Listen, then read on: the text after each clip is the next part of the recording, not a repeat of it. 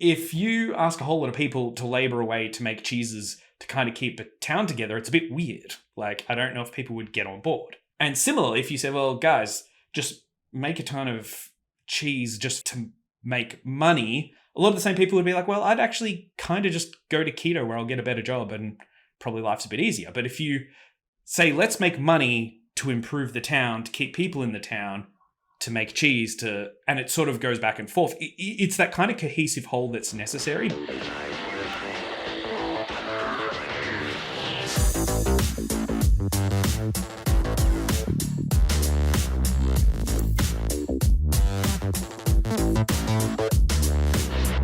Hello and welcome to another episode of Idioms of Normality on Future Framed TV, the collective podcast series of Idioms of Normality. I'm your host, Dr. Paul Mason, and I'm joined today by Dr. Alexander Daloya, who is a contributor to a new edited volume on the Anthropology of Ambiguity. Alex, welcome. Thanks for having me. Really excited to be here.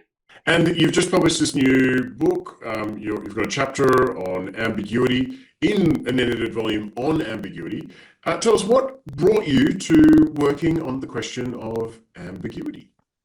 Look, that's a good question. Honestly, I'm going to be honest, it was a very circuitous route. I certainly didn't head straight there. But basically, I'm an anthropologist of policy, governance, bit of consumption, a bit of stuff on class. And I really looked at, as we discussed in the chapter, this concept of valor agregado, or added value, and how that kind of blurs boundaries and makes different realms able to integrate that otherwise mightn't integrate very well, which is all centered around the ambiguity of that value that's going to be added. So the background of that policy, economics, politics space really brought me into this group. And then it's a classic anthropologist thing of, there was a panel, we all liked each other, we're like, hey, we should do something about this. And Tim and Manaz did a great job leading that. So thanks to them as well. Excellent. So policy, governance, consumption, class, valor agregado, which we're going to get to, and, yes. and your work in Ecuador. Before we get to all those fascinating topics, let me lead in with the question of the series. Alex, what is normal? I think I'm almost contractually obliged, given the edited volume I'm a part of, to say that ambiguity is normal. But that is really essential to the work I do. It is normal. It is how government and economies work. Everything's ambiguous. Ambiguity is normal. That's fascinating. So what work does ambiguity do for it to be normal? Yeah, so I look at it from a real economic anthropology perspective. So my work in Ecuador really focused on this concept of the popular solidarity economy, la economía popular y solidaria, or popular solidaria. Essentially, that continues to be a policy framework that, when it was first created or come up with in 2008, aspired to create an alternative to capitalism. This was going to be a new way of doing economics. It was part of a wider turn to the left in South America, but the president at the time, Rafael Correa, he said this is going to be 21st century socialism. This is going to be an alternative to capitalism, etc., etc. When I rock up and do my field work in 2018, so 10 years later, the situation has changed substantially. And yes, there's still discussion about this being a sort of alternative to capitalism, but no longer in the sense of we're going to displace capitalism, but just like, you've got your capitalism over here, you've got your bit of popular solidarity economy over there, and it's an alternative in that choose between sense. Now, the work that ambiguity does is that the popular solidarity economy, as an economy, is in Ecuador minuscule. It's tiny. And so it can't exist by itself. It's a large portion of the work done in the name of the popular solidarity economy is making some cheeses, making lunches for kindergartens, and making school uniforms. Those sort of three specific things, which of course can't exist by themselves as an economy.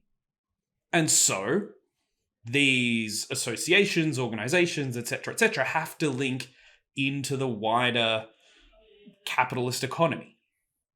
And it's the ambiguity of what the value is that these associations bring that I argue, lets them integrate with that wider capitalist economy. So the ambiguity of the value they bring allows them not just to be an alternative, but also to integrate with the capitalist economy. Exactly. That's interesting. So it wasn't crafted as an alternative. It wasn't crafted as a replacement. Although I can imagine some people would have been hopeful that it would have been. Absolutely. So at the start, most people would say, yes, this is going to replace, this is, again, 21st century socialism. But as time wore on, the inevitable socialist revolution didn't eventuate. And so these programs that had largely, in the early days, well, actually throughout, were financed through oil wealth and natural gas extraction in Ecuador. That money started to dry up around 2014 as the price of gas and crude oil crashed. And so then these programs had to, instead of just sort of being able to exist and continuously be propped up by the government started to cut costs. And suddenly, all the government functionaries that were charged with sort of promoting these programs, and I can talk about the programs if you'd like, go, ooh, actually, you can't just rely on the government. You need to actually start to become a micro-entrepreneurial business. You need to be ready to enter the private market, to sell to consumers, to find your value-added proposition. And where do you find your value-added proposition? In the broader capitalist stroke normal market. You've got to tell consumers what makes your cheese better than anyone else's cheese, or why should they choose your cheese over anyone else's cheese. Is that an ambiguous space? That the space between what makes one cheese better than another? Probably not that specifically. What I argue is that a large part of the selling point of the popular solidarity economy is this idea that it brings people together in a sort of like association. We're going to associatividad. We've got a lot of associativity. We're going to express solidarity. And in choosing this cheese, if you're a consumer that chooses that, you're sort of supporting those ideals. You end up with this space where people are saying things like, our value add, nuestro valor agregado, is our solidarity. Our solidarity is our value add, right? And so what you get is, does that mean the solidarity in sort of the way fair trade hopefully adds value of a fair trade product, that people are going to choose that, it just adds to the monetary value? Other times it sort of meant our solidarity is what lets us work as a really cohesive unit. We sacrifice for this cheese making or uniform making association, and that's kind of what gets us over the line in this marketplace. In some cases, it was this association is generating work that's keeping our community together. And so our community values this association because it's stopping emigration to cities. So that solidarity, what solidarity meant, and the particular value that the solidarity was adding to these associations, and by extension, the popular solidarity economy, was ambiguous. And I argue that that was kind of necessary for both the economy and the popular solidarity economy as a policy framework to function. Let me ask some really silly questions for a moment. I mean, it's called the popular solidarity economy. Mm-hmm. How widespread is this in Ecuador? It would, of course, depend who you spoke to. There are a lot of theorists of the PSE in Ecuador who would say it's natural. It like predates capitalism. It is just everyone exchanging for their own good. I love South American scholars. Yeah, love it. In a more practical sense, if we're talking about really like the policy framework, relatively small and reduced in popularity. It was quite large at one stage in some ways. So like one of the key programs of this is that basically if you send your kid to a public school in Ecuador, particularly primary school, the state will provide you with 2 school uniforms and a sports uniform. Now, instead of contracting out to a really big factory or honestly importing them from China, what they do is they get lots of generally women, not always women, but generally women, to form these associations, which have about 10 people, maybe a few more, maybe a few less, to make the uniforms themselves. And then they're effectively contracted for this work. Now, back in the early days, 2008, when I did some earlier research in 2015, these programs were really talked about as an alternative to capitalism and about a way to redistribute kind of state wealth. People work for the money, but the redistribution was, in and of itself, at the ends of the program. In comparison, when I'm in there in 2018, this is almost treated as kind of seed funding, and a lot of the government bureaucrats are saying things like, look, you can't depend on this government work. If a right-wing politician comes in, he's going to cut this whole program. You need to use this money, reinvest it in your association, and try to sell uniforms to hotels, hospitals, to businesses, security firms, whatever. So that's sort of the purpose of the program shifts from being redistribution in and of itself to we're going to spark entrepreneurialism in our population, if that makes sense. That's so funny, isn't it? Because they're making a right-wing argument and saying you should use this, but they're saying, oh, just in case future right-wing people come in. Oh, absolutely. But it's brilliant. It's a wonderful form of gaslighting. I love it. But it is and it isn't. This is the funny thing, right? Because when I was there in Ecuador, I can't remember the exact numbers. I think this is right. The institute I worked with, so the Institute of the Popular Solidarity Economy, had 3 directors general, as well as 2 interim directors general. This is in the 12 months I did fieldwork. I sort of spent most of my time with this team of 10, and across the 12 months, they had 8 new people come through this team of 10. So all these bureaucrats, and this is a big argument I make, were themselves experiencing precarity all the time and couldn't depend on the government. So, of course, when it comes time for them to tell these small associations, you can't rely on the government, yes, it is kind of a form of arguably right-wing gaslighting, but it's also just they're speaking to their own personal experience. What I love about that, and you've really jolted me to think that often when we think about precarity, we're thinking about people at the bottom end. We're thinking about people who are low-wage earners, people who are transient workers, maybe sessional workers. And what you've jolted me to think is actually we should think of governments in terms of precarity as well, because in fact, it's only the people who can become politicians have to have a lot of buffers in their social support network to help them overcome the precarity of that kind of work as well. Like they've got to be able to know that, if I take this time off, if I run for parliament or whatever, I've got to be able to support myself through this period of precarity. And that precarity is also paid forward to the people who receive, I'm going to call it seed funding. I heard you call it one thing was seed funding. But returning to the topic of ambiguity and normality for a second.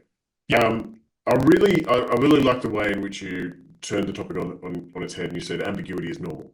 And I took that in a descriptive manner, in the sense that, actually, we encounter ambiguity in our everyday life all the time, except we just don't necessarily recognize it as ambiguity on the surface. And it's only when you start digging that you realize, in fact, this is something I love doing in teaching, and I'm sure you enjoy doing this in your teaching too, is you take a really familiar topic, something really common to students, and then you demonstrate just how ambiguous their knowledge base is about that particular topic. Mm-hmm. And so when you said ambiguity is normal, I took it to mean that.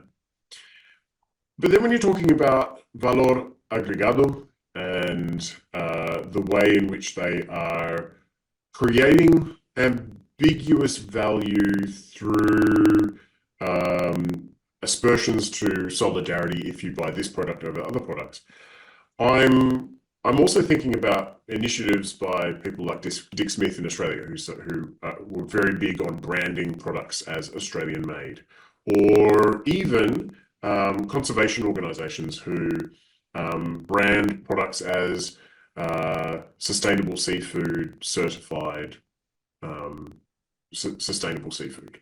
The Marine Stewardship Council, or I think there's also a forestry one where you can get a stamp saying this is sustainable products. Those stamps, when you dig a little bit beneath the surface, it gives you a feel-good factor when you buy it. It adds value to the product, but that value, like you're saying, is ambiguous. Is the comparison I'm making a useful comparison for understanding what's going on in Ecuador? For aspects of it, absolutely. Yeah. So a discussion that was underway while I was there was trying to create a official logo for the popular solidarity economy to stick on products. And that was, sure enough, described. They're like, this is going to be a form of added value, valor agregado. But no one really unpacked exactly what that value was. I actually refer to this in some of my work, I think perhaps in the chapter, where it's like, are you saying that this is going to add value to the product? Is that the value? It's the monetary value that you're referring to? Are you referring to the solidarity is something that consumers want? And so it's actually the solidarity that is the added value? And of course, what I say is that stamp kind of only makes sense if you mean both at the same time. Because if it's just the solidarity, well, then why bother? These people want more money for their products. We're trying to make this a sustainable economy and they need more resources. At the same time, if it's just the money, well, then that's not very solidary of you. And so no one's going to really pay for that solidarity when you're being quite mercenary about things. So they kind of have to be both at the same time. And you get recurring examples of this.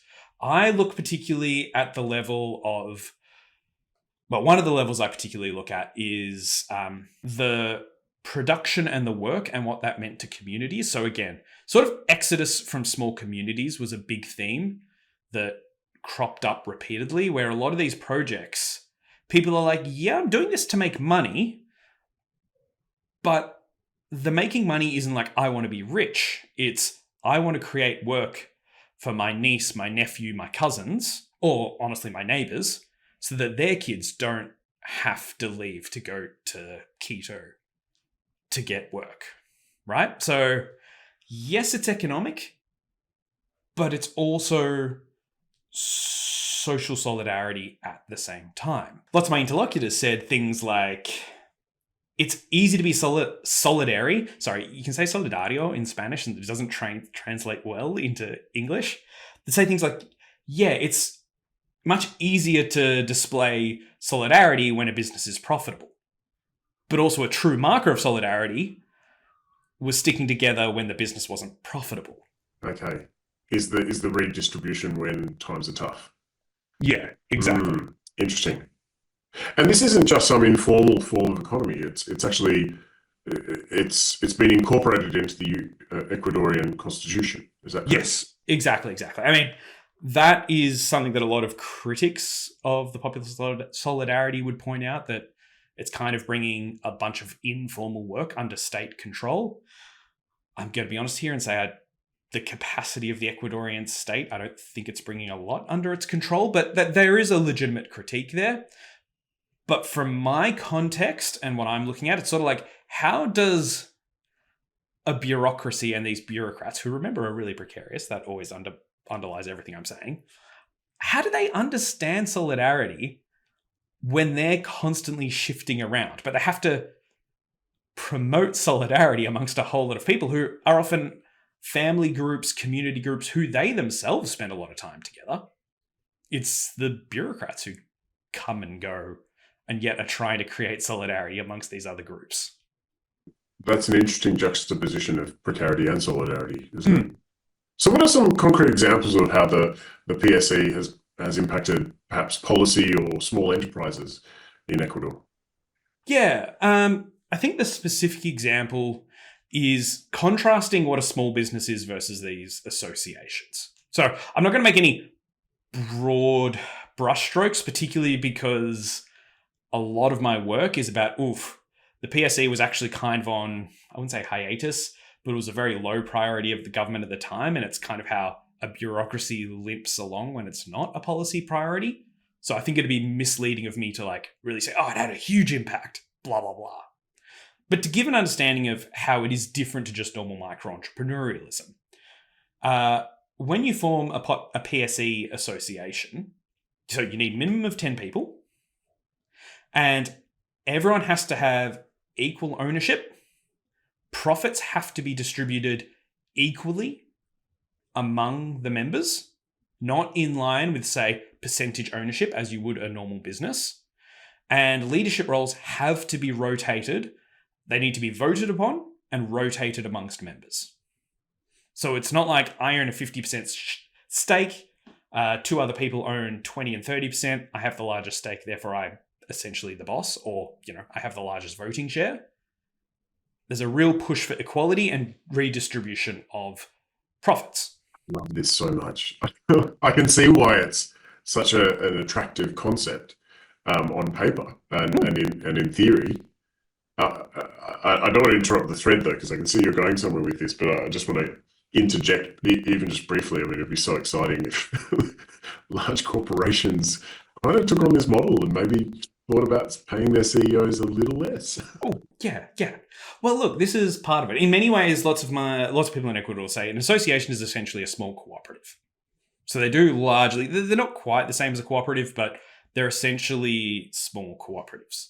But of course, that comes with challenges. Again, one, they have to, whilst early in the piece, academics and policy makers had sort of envisioned the PSE would cohere as a whole. So there'd be associations that were primary product producers, then PSE associations that would convert that into secondary materials, and then more PSEs who would convert those into tertiary finished products. It just kind of didn't eventuate because most of the associations or most of the PSE enterprises that worked were those that basically relied off government procurement.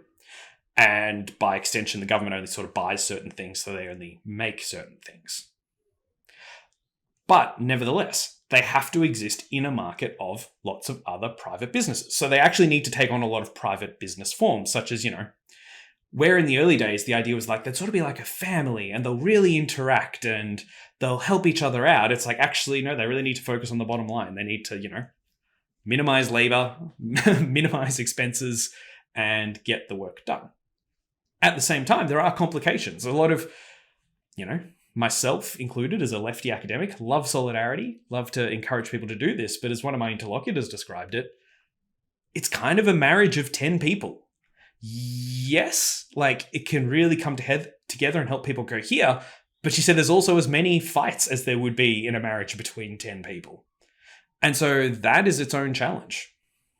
I work in a social science department, and I'd expect to encounter more leftist, solidarity inclined academics. But when I look at the kitchenette, sometimes, you laugh, but it's actually really true. We love it, but then do we do it? Yeah. Would someone else other than me unpack this dishwasher for everything? I'm joking there because I'm not the only person who unpacks the dishwasher, but it's kind of interesting that it requires people not, I guess, penny counting when it comes to who unpacked the dishwasher yesterday, who will unpack it tomorrow, and I see what you're saying. It's very tricky. You in the chapter, I believe you mentioned the phrase strategic ambiguity. Yeah, I did. In that, I'm to some extent critiquing some work of Moss and Tate, who use the term. And they argue that policymakers, and I think this is really true, so it's not a hardline critique, but they talk a lot about how policymakers kind of intentionally keep things ambiguous in order to kind of create followings around a particular policy project, right? So if we're gonna... What's a good example? When you say followings, you mean buy-in from? Yeah, create buy-in from lots of different stakeholders. Yeah. So if there's enough ambiguity, then one person will come in and the other person can see, yeah, okay, I can see where you're going with this, but there's enough leeway here for me to also come on board with the project.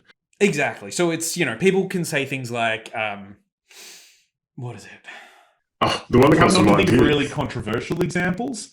But pro-choice and pro-life come to mind. It's like, how can you be anti-life? It's like, as long as we keep this concept vague enough, lots of people can get on board. It's once you start specifying things. So that's what they talk about. And I think they really do raise a good point there. The concept of normality comes to mind right there. Yeah. When politicians say, let's get back to normal, normal is this incredibly vague term. It means something completely different to each person you say it to. And everyone can buy into that. Exactly. And so I think both Moss and Tate have a really good point there. But they treat it in my reading, very cynically. So it's always very strategic. It's like, I am doing this, not always knowingly, but at least somewhat intentionally to like build coalitions and all this. And my sort of counter to that is to go back to the PSE sort of stuff. I don't want to sound like a broken record, but some of that ambiguity is actually constructive. It actually helps things move along, right? If you ask a whole lot of people to labor away to make cheeses to kind of keep a town together, it's a bit weird. Like, I don't know if people would get on board.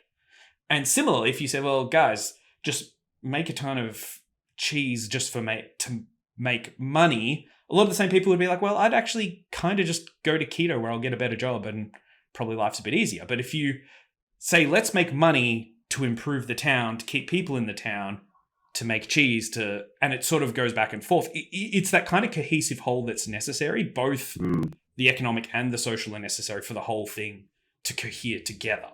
Yeah. There's a moral value there, isn't there? Absolutely. Absolutely. And the PSE, for better and worse, kind of trades on that. Yeah. Interesting. It's funny because you even mentioned before we were talking about the way in which the word solidario translates into English, and you can't put it into a sentence in the same way that you do in Spanish. And that happens a lot with translation. And it's kind of funny how the English language, for example, predisposes itself to certain forms of ambiguity, whereas things like Spanish might predispose itself to other forms of ambiguity. In English, for example, we can be ambiguous about someone's gender when we say something like friend. I'm going to see my friend. Yeah. So if I'm a teenage boy telling my parents, oh, I'm going to go see my friend, I don't need to specify I'm seeing my girlfriend or my boyfriend or whatever. But in Spanish, you would have to say amigo or amiga. Yes. So there's more specificity written into the language there. And so I think also the vocabulary that we're using can either open the space for ambiguity or narrow that space as well. Is the concept of solidarity there a concept that opens the space for ambiguity, or does it narrow it down? There's a good question. Does it open or narrow it down? There's multiple forms of solidarity for sure, right? Like there's multiple ways of going about. Yes, absolutely. It does, but I would actually say, I make the argument, one of the chapters of my thesis actually going back, that at the same time, these government functionaries, and honestly a lot of people working in and around the PSE, also spend their time kind of shutting down dangerous forms of solidarity. Ooh, that's interesting. What does that mean? Yeah, so there's this interesting tension in a lot of the PSE where I said, how can I put this? So the most successful associations and cooperatives and all that, almost all of them are based around generally families So they're associations, but they're also kind of essentially family businesses where every member is at least an uncle, a cousin, a niece, a nephew, an auntie, etc., etc. Or they're generally founded by like a church. The one sort of exception to that was based around a really tight-knit community where, I'm going to be honest with you here, a lot of them are family anyway. So even if it wasn't officially a family cooperative, it was there. Now, what wasn't a common fear is probably a bit strong, but we'll roll with fear, expressed by a lot of both academics, bureaucrats, and people in the PSE themselves, was when the sort of kinship ties of the family interfered with the roles in the business. So at an extreme is, remember how I said the leadership roles have to rotate? What happens if, the man who's the patriarch of the family is, initially the chairperson of the association because he created it, he got everything happening. Excellent. But after 2 years, it has to be rotated. And so it rotates away to maybe the mum. And, there are lots of households in Ecuador where the mum is also quite a figure to be reckoned with. So, yep. What happens when they got to rotate again? And now it's to like the niece or the nephew. Lots of people were still concerned. Does the mum or the dad relinquish their authority, or are they still kind of chairperson in practice but not in name? Right? Do all the members of this association get listened to equally? Even though, like, in normal kinship terms, they wouldn't have equal status. So their roles and their interactions, they're sort of like, in this moment, are you my dad? Are you the chairperson? Or like, in this moment, am I the son or am I the chairperson? And there was a lot of discussion around how do we make sure that these roles, that like people's relate external? I don't even know if external is right here, right? External to the association relationships influence the relationships within the association. Having worked with, in my 20s and 30s with research assistants who are much older than me, and in diverse cultural contexts, those kinship relations and those age relations and those gender relations can be really important to factor into those kinds of dynamics. And I think you're describing something really interesting, and it highlights something I love about anthropology, which is we inevitably return to philosophical questions. What is equality? What is value? And what is ambiguity? So let me ask you, what questions should we ask about ambiguity? Yeah, look, I'll turn this back into sort of what my chapter talked about. We sort of skirted around it. How ambiguity can be productive. And I want to really mean that not in just a sort of that cynical strategic way, but really in a sense of like, we have all sorts of social systems going on all the time that have to interact. Being the economic anthropologist, I think of different types of economy and different types of value that people have in different moments, whether that's sort of monetary, social status, class status, even just the sort of value behind kind of hedonistically enjoying a really delicious piece of cake or cheese or whatever, right? Like, these are all different forms of value that for any kind of economy to work with, these values have to be made somewhat commensurate.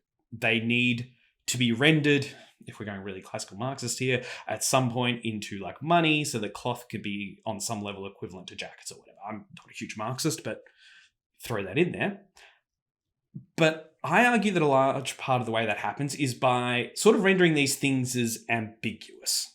So in any given moment, for us to sort of agree, like, yeah, we're going to work on this project together to make better cheeses. Exactly what those cheeses mean to you as the commercializer, the seller, me as the producer, the other person as the consumer, the NGO worker who's going to head up this project. It kind of means different things, the sort of improved value of the cheese.